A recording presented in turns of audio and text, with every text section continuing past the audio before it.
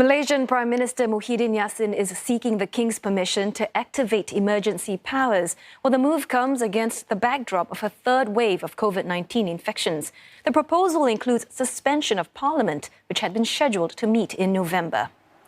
Malaysia has seen coronavirus cases double in the past month to more than 24,500, and that includes in excess of 700 new cases today. Well, Melissa Goh is in Kuala Lumpur, and she's here to tell us more. So, Mel, just exactly what sort of emergency powers is the government seeking?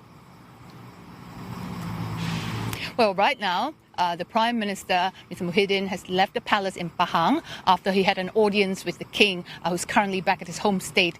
Now, the palace confirmed that. Now, the meeting went on for about 2 hours. The Prime Minister was trying to convince, the sources said, that the King would declare an emergency and confer his government with emergency powers to better fight the raging pandemic that killed 10 people today. Now, the extent of the power, which is listed in the ordinance, we have no privy to.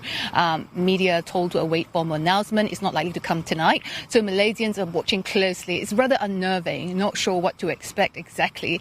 Now, the capital Kuala Lumpur and the surrounding Selangor state, as well as the East Malaysian state of Sabah, already under partial lockdown due to a surge in COVID-19 cases. Now, interstate travel is already banned, but people can still go to work. Not all of them, some of them. Now, declaring an emergency was last invoked in 1969 during the race riot that killed some 190 people. At that time, the parliament was suspended, including the federal constitution. Now, the upcoming by-election in Sabah will not happen if the emergency is invoked. Now, the King can pass law called ordinance, including next year's budget. That's a crucial one to help people and businesses to overcome the economic hardship.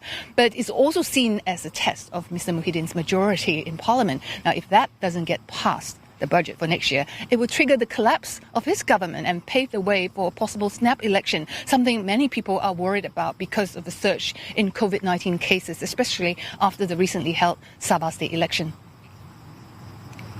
Yeah, Mel, this also comes amid a political tussle between Prime Minister Muhyiddin and opposition leader Anwar Ibrahim. How does that play a role then in this potential emergency announcement?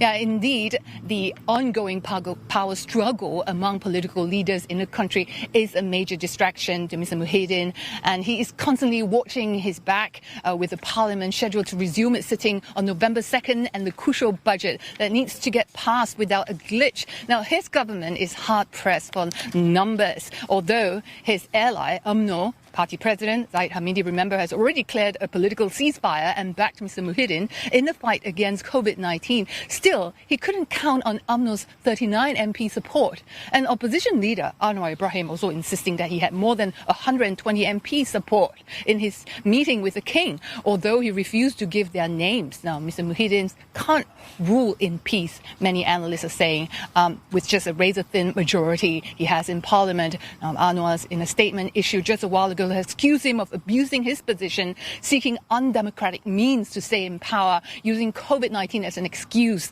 Emergency laws, he says, is only meant to be used when the national security is under threat. Now, he advised Mr. Muhyiddin to think about his legacy. The country is descending, Anwar said, into dictatorship. Many political analysts are saying that snap polls is not an option, although right now, because of the raging COVID-19 pandemic, it's inevitable. Sooner or later, Mr. Muhyiddin will have to prove his majority.